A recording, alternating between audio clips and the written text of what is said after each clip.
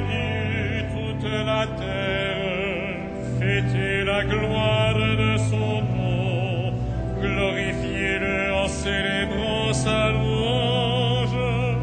Dites à Dieu que tes actions sont redoutables.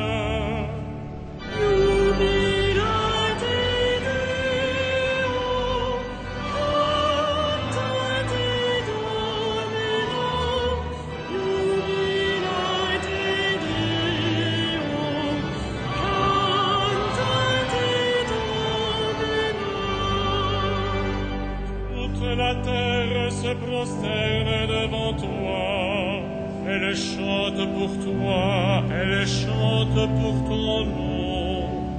Venez et voyez les hauts faits de Dieu, ses exploits redoutables pour les fils des hommes.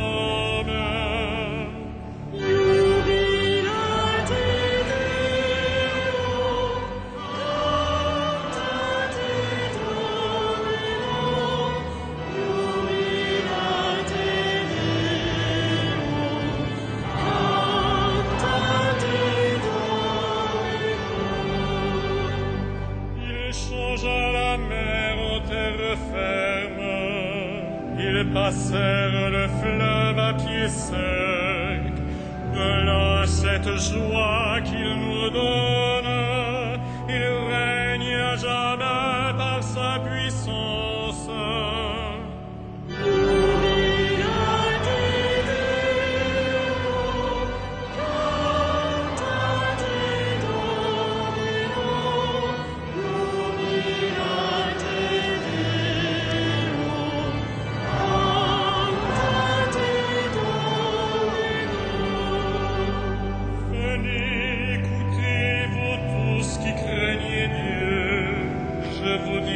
Ce qu'il a fait pour mon âme. Béni soit Dieu qui n'a pas écarté ma prière, ni détourné de moi son amour.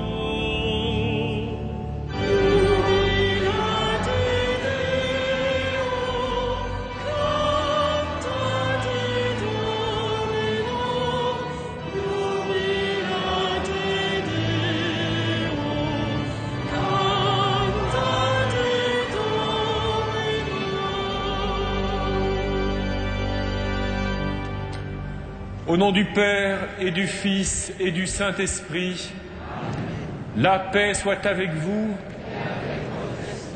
Jubilate Deo, réjouissons-nous, jubilons dans le Seigneur, frères et sœurs. Même si le temps dans notre ville aujourd'hui est un peu triste, profitons de la lumière de l'été pour célébrer le Christ ressuscité qui vient nous éclairer, réchauffer nos cœurs, nous fortifier. Alors sans doute que la plupart d'entre nous s'apprêtent à reprendre leurs activités ordinaires, que la lumière et la joie du Christ aussi pénètrent le cœur de tous ceux qui sont ici de passage, encore en vacances, et que cette lumière et cette joie du Christ touchent tous ceux qui s'associent à notre célébration par la radio ou par la télévision catholique KTO. Ensemble, frères et sœurs, laissons-nous toucher par le Seigneur qui vient à nous, qui s'approche de nous, qui veut toucher notre cœur, et avant tout, reconnaissons que nous sommes de pauvres pécheurs, émerveillés par la sainteté de celui qui vient à nous. Je confesse à Dieu Tout-Puissant, je reconnais devant mes frères que j'ai péché en pensée, en parole, par action et par omission. Oui, j'ai vraiment péché. C'est pourquoi je supplie la Vierge Marie, les anges et tous les saints, et vous aussi, mes frères, de prier pour moi, le Seigneur notre Dieu. Que Dieu Tout-Puissant nous fasse miséricorde, qu'il nous pardonne nos péchés et nous conduise à la vie éternelle. Amen.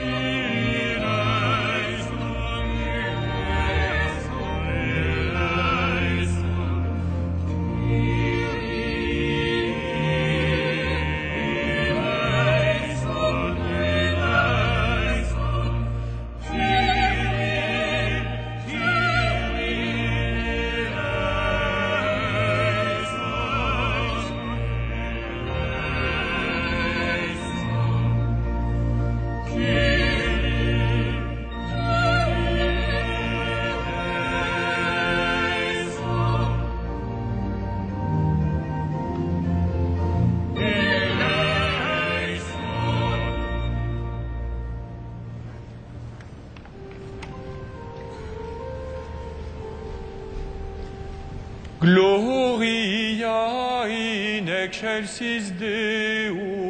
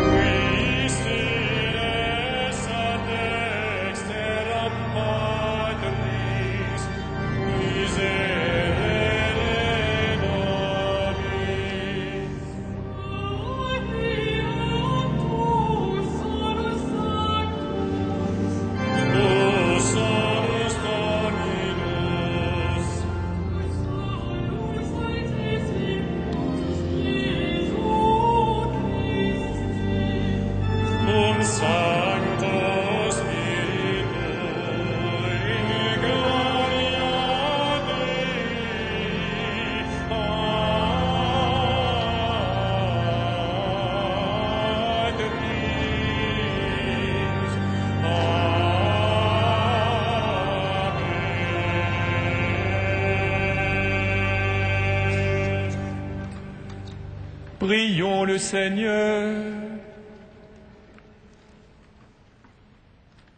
Dieu puissant, de qui vient tout don parfait, enracine en nos cœurs l'amour de ton nom, resserre nos liens avec toi pour développer ce qui est bon en nous, veille sur nous avec sollicitude pour protéger ce que tu as fait grandir, par Jésus-Christ, ton Fils, notre Seigneur et notre Dieu, qui règne avec toi et le Saint-Esprit, maintenant et pour les siècles des siècles.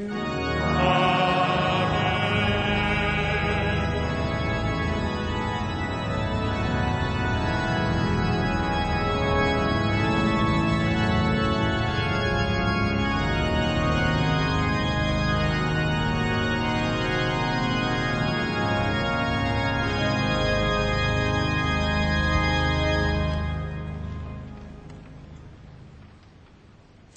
Lecture du livre de Jérémie.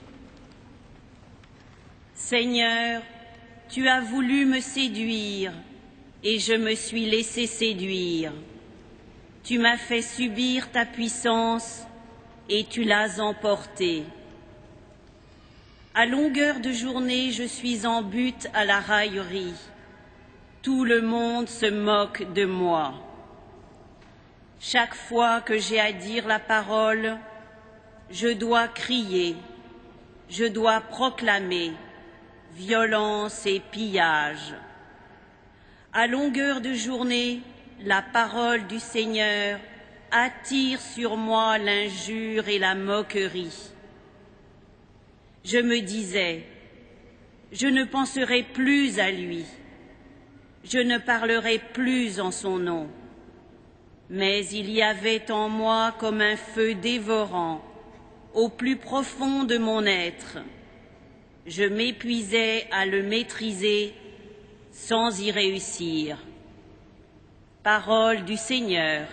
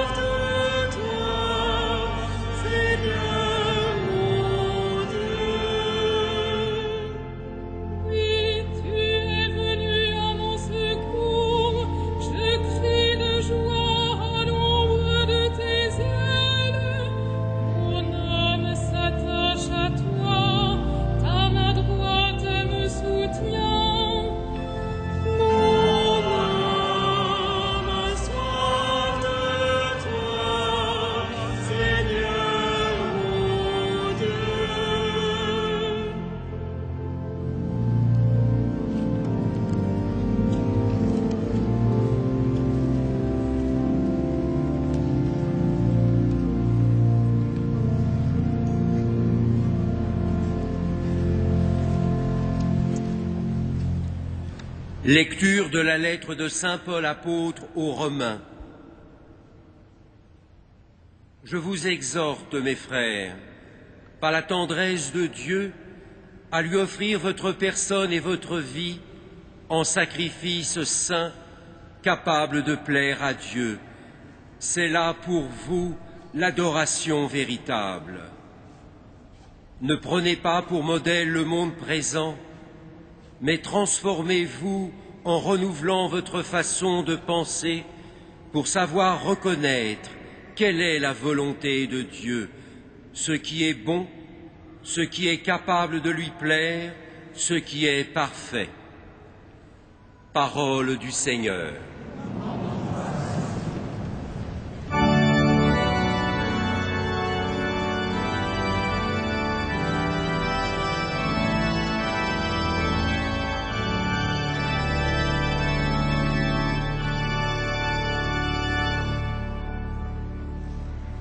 Alléluia.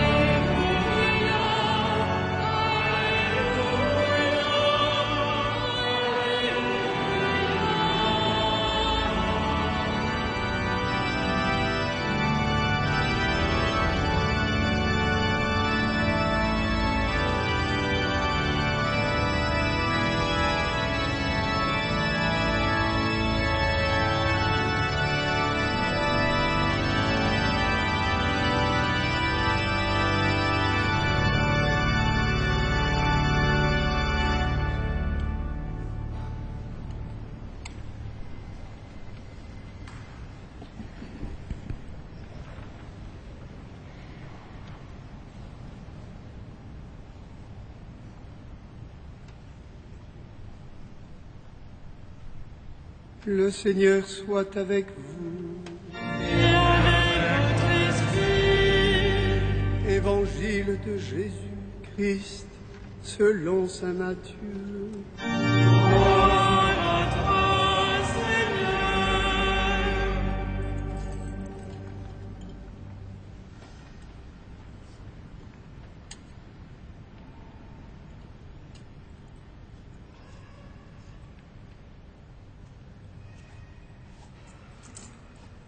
Pierre avait dit à Jésus, « Tu es le Messie, le Fils du Dieu vivant. »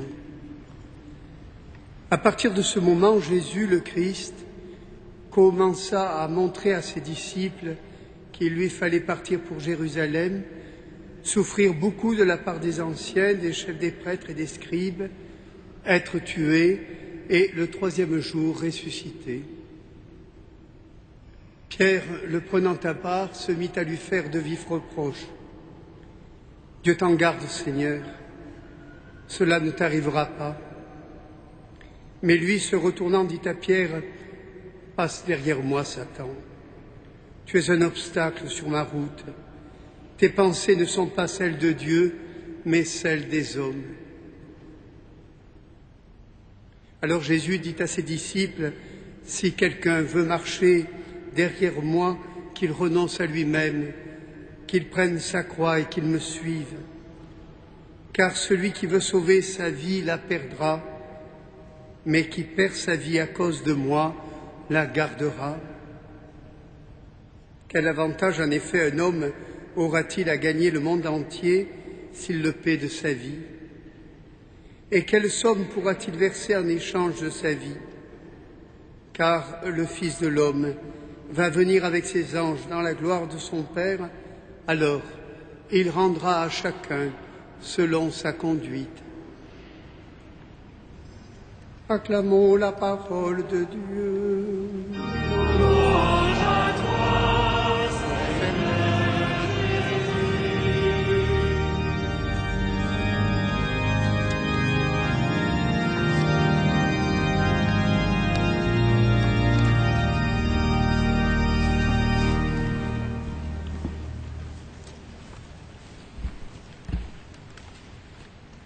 Frères et sœurs, ce matin, le cardinal 23, notre archevêque, a présidé ici la messe annuelle en commémoration de la libération de Paris, libération qui avait été marquée par un Magnificat chanté ici dans cette cathédrale. Et c'est bien sûr l'occasion pour nous tous de prier à l'intention de tous les peuples qui cherchent leur liberté et qui ont aussi à reconstruire une société pacifiée après des déchirements parfois cruels. La semaine dernière, sur un aérodrome à proximité de Madrid, le pape Benoît XVI a commenté aux 1,5 million ou 2 millions de jeunes rassemblés devant lui pour la messe finale des Journées mondiales de la jeunesse, l'épisode de la confession de foi de Pierre que la liturgie du 21e dimanche du temps ordinaire proposait. Et le pape a montré, vous vous en souvenez peut-être, frères et sœurs, si vous avez suivi cet événement, le pape a montré comment, en demandant à ses disciples de dire qui ils disent, eux, qu'il est, lui, Jésus, le Fils de l'homme, Jésus s'approchait d'eux, leur offrait en quelque sorte son amitié. Et le pape a expliqué aux jeunes comment le Seigneur Jésus était venu pour s'approcher de chacun d'eux, et pour offrir à chacun d'eux son amitié. Il a expliqué encore comment l'Église est le lieu naturel de déploiement de cette amitié. Et aujourd'hui, la liturgie nous offrant de poursuivre la lecture du chapitre 16e de l'Évangile selon saint Matthieu, nous entendons en quelque sorte une question ultérieure. Si Jésus est notre ami, si nous reconnaissons en lui Dieu qui vient jusqu'à nous pour toucher notre cœur et nous proposer d'entrer dans une relation d'amitié avec lui, sommes-nous prêts à suivre Jésus jusqu'au bout? Sommes-nous prêts à le suivre là où lui veut nous conduire et qui n'est pas forcément là où nous aurions imaginé aller? Jésus, vous l'avez entendu et vous le savez bien, frères et sœurs, parle ici de renoncement à soi-même, de croix à porter, de vie à perdre, alors que nous tous, bien sûr, nous sommes surtout soucieux de notre épanouissement personnel et des conditions qui nous paraissent minimales pour cela. Nous sommes inquiets de notre travail, de notre confort. Nous aspirons à avoir une bonne santé, une vie relativement sécurisée et, si possible, un avenir pacifié. Qu'est-ce que le Seigneur Jésus nous apporte alors? Qu'est-ce que son amitié va nous donner, va nous procurer? Si nous cherchons à assurer notre vie, alors que lui vient nous offrir tout autre chose. Entendons tout de même que le Seigneur ici parle de gagner sa vie. Celui qui veut sauver sa vie la perdra, mais celui qui perd sa vie à cause de moi la gardera. Le Seigneur Jésus vient bien à nous pour que nous puissions garder et même gagner notre vie pour la vie éternelle. Mais cela passe par le fait que nous lui fassions confiance et que nous acceptions à cause de lui de la perdre. Est-ce que nous sommes prêts à cela, frères et sœurs? Chacun de nous sent bien qu'il a besoin de tout l'appui, de tous les saints du ciel, de la Vierge Marie en tête de tout cela. Chacun d'entre nous sent bien qu'il a besoin d'être entouré, porté, soutenu par les mains maternelles de l'Église pour pouvoir entrer dans cette suite-là de Jésus que nous connaissons mais dans laquelle pourtant il nous faut sans cesse être relancés. Le Seigneur Jésus n'est pas venu pour nous offrir une vie plus facile, il est venu pour nous offrir une vie plus intense. Vous l'avez entendu, vous le savez, lorsque Pierre a déclaré « Tu es le Christ, le Fils du Dieu vivant », et que Jésus a rendu grâce pour ce que Dieu le Père a révélé en son apôtre, Jésus, comme nous le dit ici saint Matthieu, commence à montrer à ses disciples qu'il lui faut partir pour Jérusalem, souffrir beaucoup de la part des anciens, des chefs, des prêtres et des scribes, être tué et le troisième jour ressuscité. Ce que Jésus vient nous offrir, c'est d'entrer dans sa liberté à lui. Et sa liberté à lui, elle est de faire la volonté du Père. Elle est d'obéir au Père. Elle est radicalement, fondamentalement, de ne pas chercher à s'édifier lui-même, de ne pas porter le souci de lui-même, et encore moins de l'image que les autres peuvent se faire de lui, mais d'obéir au Père et de nous aimer, nous dont il fait ses frères et ses sœurs. Et nous aimer ne veut pas dire satisfaire sur nous ses convoitises, mais veut dire s'approcher de nous pour nous rendre vivants pour la vie éternelle. Voilà l'intensité de vie à laquelle le Seigneur veut nous conduire. Voilà le seul vrai avantage qu'il veut nous procurer, c'est que nous faisons ses disciples et si nous marchons à sa suite, que nous soyons libres comme lui est libre, comme des fils et des filles qui font la volonté du Père et qui ne portent pas le souci d'eux-mêmes, qui sont libérés du souci de se fabriquer, qui sont libérés de l'image toujours trop pauvre, toujours insuffisamment vivante et en fait insuffisamment joyeuse que nous faisons de nous-mêmes pour entrer dans la liberté des fils et des filles de Dieu et pour pouvoir entrer aussi dans une relation d'amour vivant et vivifiant les uns à l'égard des autres. Ce soir, la liturgie nous a fait entendre en première lecture l'exclamation, la plainte du prophète Jérémie « Seigneur, tu as voulu me séduire et je me suis laissé séduire. Tu m'as fait sentir ta puissance et tu l'as emportée. » La liturgie prudemment traduit « Tu m'as séduit », mais le texte peut permettre de comprendre « Tu m'as trompé ». Car ce qui provoque la plainte du prophète, c'est qu'il est chargé d'annoncer des châtiments au peuple infidèle et que jamais ces châtiments ne viennent parce que Dieu fait miséricorde. Nous savons bien, nous sentons bien, frères et sœurs, qu'il serait facile d'être chrétien si les avantages que nous en tirons étaient évidents aux yeux des hommes. Il serait facile d'être chrétien si tout le monde voyait que nous sommes plus riches, plus prospères, en meilleure santé, plus intelligents, plus honorés que les autres. Il serait facile d'être chrétien si ceux qui ne le sont pas, et encore plus ceux qui refusent de l'être, ou ceux qui l'ayant été s'en détournent, se trouvaient accablés de maux. Mais ce n'est pas ainsi que Dieu agit. Il nous faut porter au milieu du monde l'appel à une vie autre, l'appel à chercher dans cette vie terrestre non pas une sécurité de vie, non pas une vie facile et confortable, mais encore une fois une vie intense qui ouvre sur la vie éternelle, une vie dans une liberté qui n'est pas la liberté de tous les désirs, mais la liberté profonde de faire dès ici-bas la volonté de Dieu créateur lui-même et d'être unis les uns aux autres dans un amour qui surmonte tout ce qui s'opposerait, devrait s'opposer à cet amour.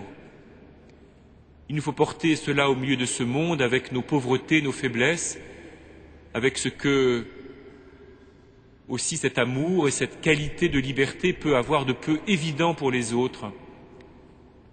Les autres autour de nous ne voient pas toujours les avantages que nous tirons de notre appartenance au Christ. Mais être chrétien, frères et sœurs, c'est bien avoir reconnu en Jésus Dieu qui vient jusqu'à nous pour nous offrir son amitié, et c'est avoir été touché au cœur par cette amitié de Dieu, ainsi offerte.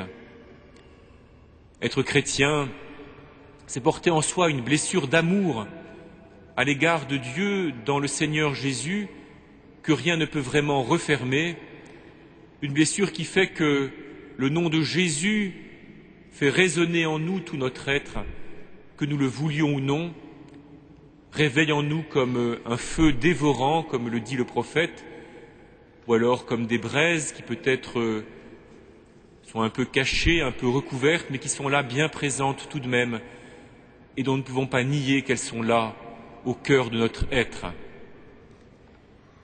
Alors entendons, frères et sœurs, l'exhortation de l'apôtre saint Paul, qui dans l'Épître aux Romains nous décrit la réponse que nous pouvons apporter au mouvement de Dieu qui en Jésus s'approche ainsi de nous en nous offrant son amitié. L'apôtre écrit « Je vous exhorte, mes frères, par la tendresse de Dieu, à lui offrir votre corps en sacrifice saint, capable de plaire à Dieu. C'est là pour vous l'adoration véritable. » Voilà, frères et sœurs, alors que sans doute nous nous préparons à reprendre nos activités ordinaires, ce qui doit être le moteur de notre vie, de chacun de nos actes, les plus grands comme les plus humbles, les plus extraordinaires comme les plus quotidiens, offrir nos actes à Dieu, non pas chercher à nous fabriquer nous-mêmes, mais profiter de tout ce que nous avons à faire, profiter de ce que les circonstances de la vie, notre devoir d'État, les moments où nous trouvons, nous obligent, nous permettent de vivre, pour faire de chaque acte une offrande que nous puissions présenter à Dieu pour sa gloire et pour sa joie, parce que c'est là l'adoration véritable. Frères et sœurs réunis dans cette cathédrale, puissions-nous nous réjouir de connaître le nom de Jésus, de reconnaître en lui l'amitié de Dieu qui nous est offerte. Puissions-nous nous réjouir de pouvoir dans notre vie chercher quelle est la volonté de Dieu, et puissions-nous nous donner comme objectif de chercher toujours ce qui est bon, ce qui est capable de plaire à Dieu, ce qui est parfait. Amen.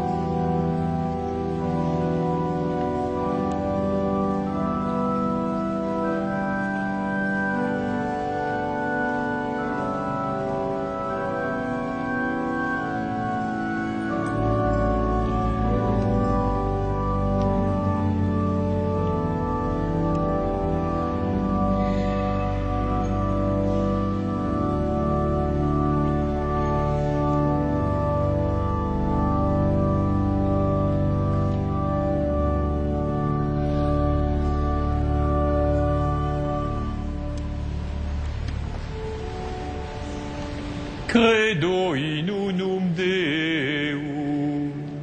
Adrem omnipotentem, factorem celi et terre, visibilium omnium, et invisibilium.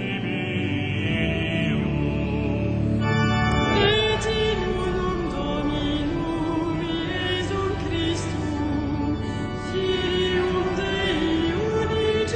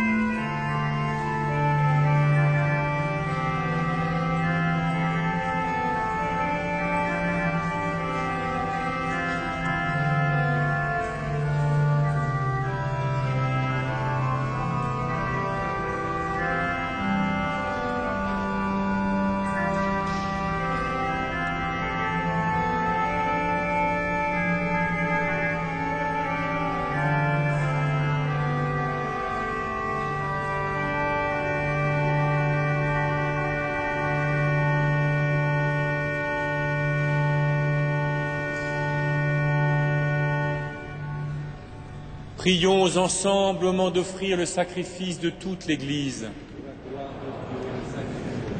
Que l'offrande eucharistique, Seigneur, nous apporte la grâce du salut, que ta puissance accomplisse elle-même ce que nous célébrons dans cette liturgie par Jésus, le Christ, notre Seigneur. Amen. Le Seigneur soit avec vous. Et avec votre esprit. Élevons notre cœur. Nous le tournons vers le Seigneur. Rendons grâce au Seigneur notre Dieu. Saint et juste et bon. Vraiment, il est juste et bon de te rendre gloire, de t'offrir notre action de grâce toujours et en tout lieu. À toi, Père très saint, Dieu éternel et tout-puissant, ton amour pour le monde est si grand que tu nous as envoyé un sauveur. Tu l'as voulu semblable aux hommes en toutes choses, à l'exception du péché, afin d'aimer en nous ce que tu aimais en lui. Nous avions rompu ton alliance, nous la retrouvons dans l'obéissance de ton Fils. Voilà pourquoi, Seigneur, avec les anges et tous les saints, nous proclamons ta gloire en chantant.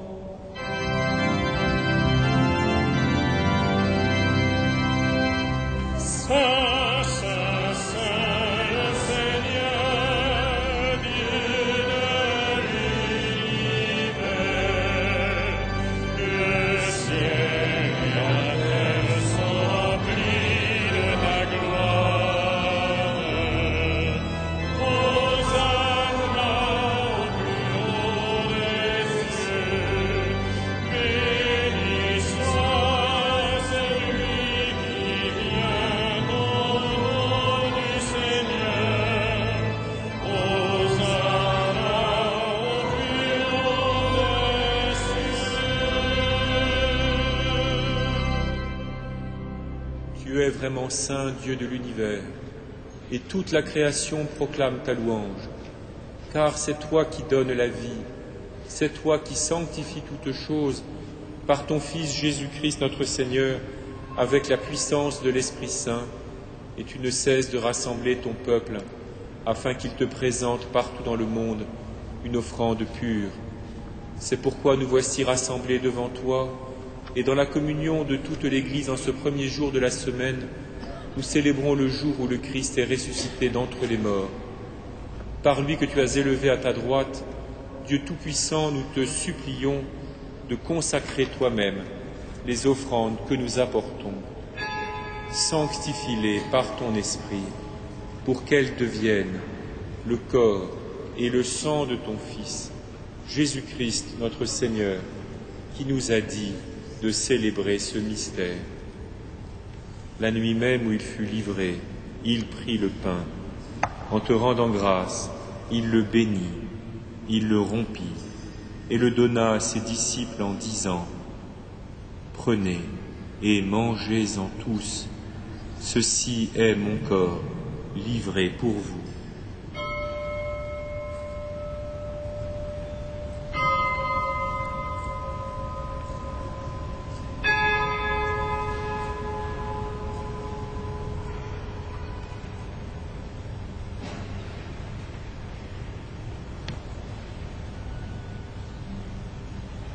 De même, à la fin du repas, il prit la coupe.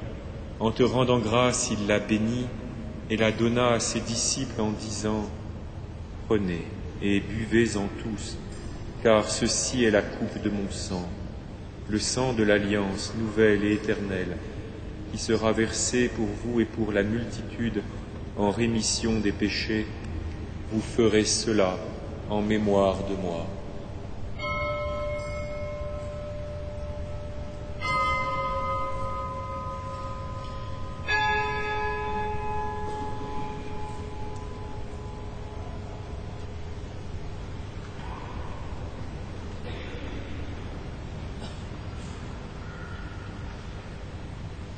Il est grand le mystère de la foi.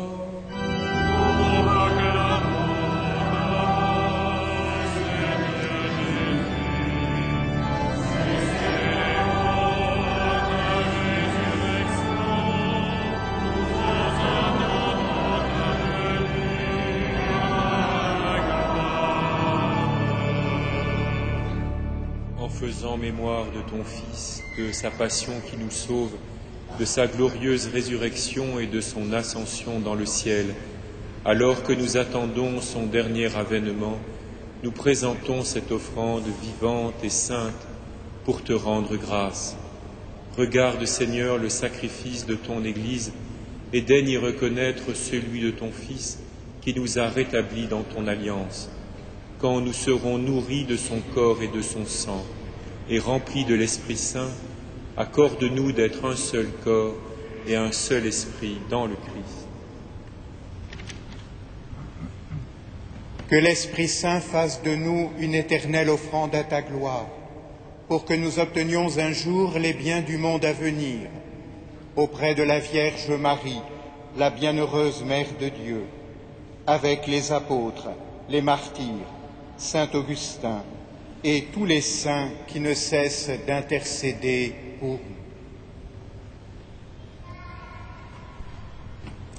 Et maintenant, nous te supplions, Seigneur, par le sacrifice qui nous réconcilie avec toi, étends au monde entier le salut et la paix.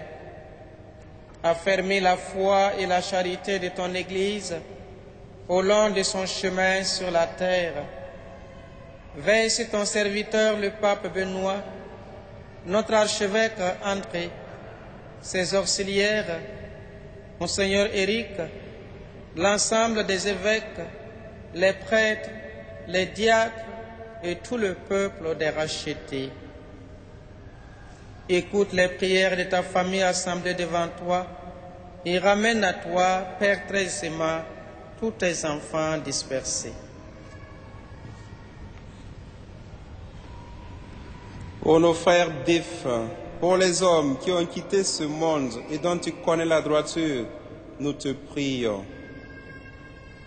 Reçois-les dans ton royaume où nous espérons être comblés de ta gloire, tous ensemble et pour l'éternité, par le Christ notre Seigneur, par qui tu donnes au monde toute grâce et tout bien.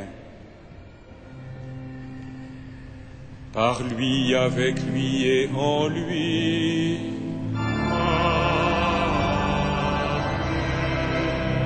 À toi, Dieu le Père Tout-Puissant, dans l'unité du Saint-Esprit, tout honneur et toute gloire pour les siècles des siècles.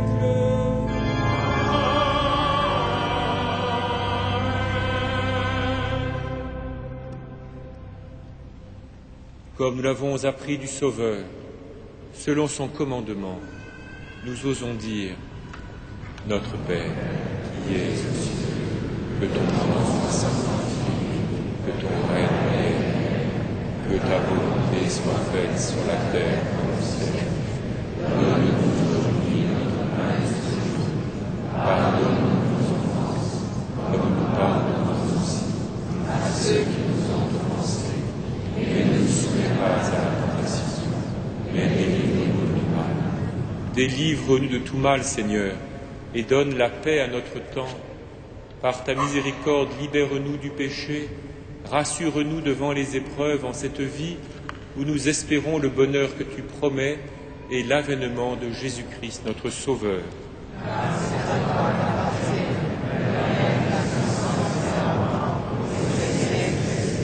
Seigneur Jésus-Christ, tu as dit à tes apôtres, je vous laisse la paix, je vous donne ma paix.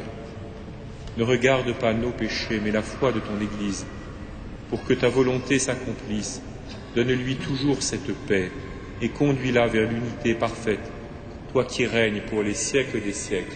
Amen. Que la paix du Seigneur soit toujours avec vous. Frères et sœurs, dans la charité du Christ, donnez-vous la paix.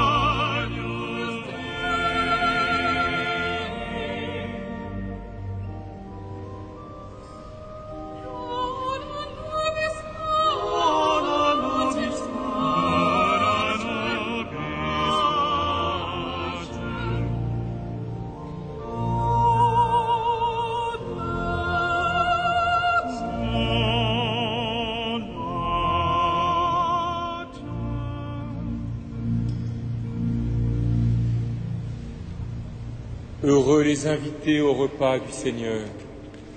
Voici l'agneau de Dieu qui enlève le péché du monde.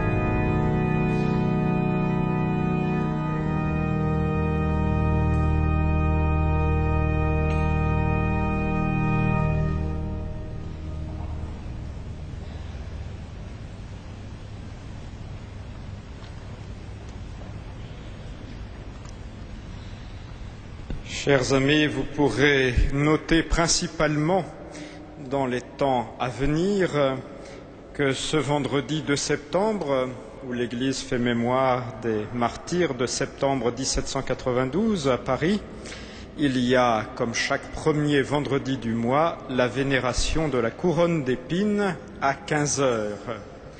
Dimanche prochain, 4 septembre, à cette messe de 18h30, la messe sera présidée par notre archevêque, le cardinal 23, en action de grâce pour les 25 ans de l'ordination épiscopale de Monseigneur Claude Fricard et de Monseigneur Albert Rouet à l'église Saint-Sulpice, donc il y a 25 ans. Donc messe ici à Notre-Dame, dimanche prochain, en action de grâce. Également le dimanche suivant, 11 septembre, la messe sera célébrée par le cardinal à la mémoire des victimes des attentats du 11 septembre 2001, en présence de Monsieur l'ambassadeur des États-Unis. La messe sera ce soir-là, suivie d'un hommage musical. Bon dimanche et bonne semaine à vous.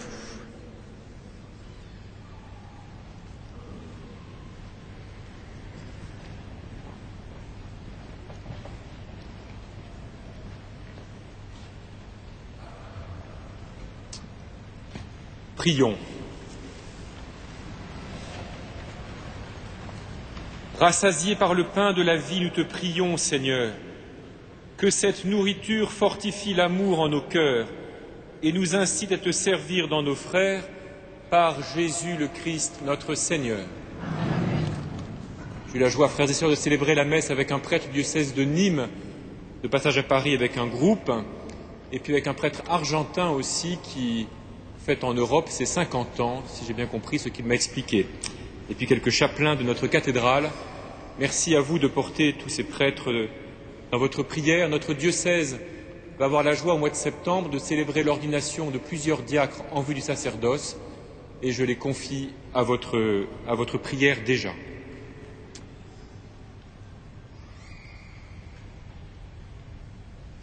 Le Seigneur soit avec vous.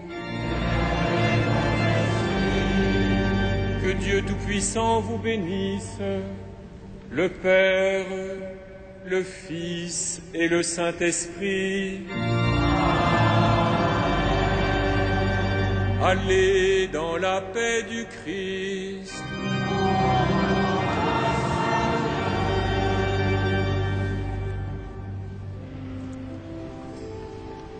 Salve Regina, Mater misericordiae, vita dulcetur, et spes nostra salve. A te clamamus, exules filiere, ad Christus spiramus, gementes et flentes, in ac lacrymis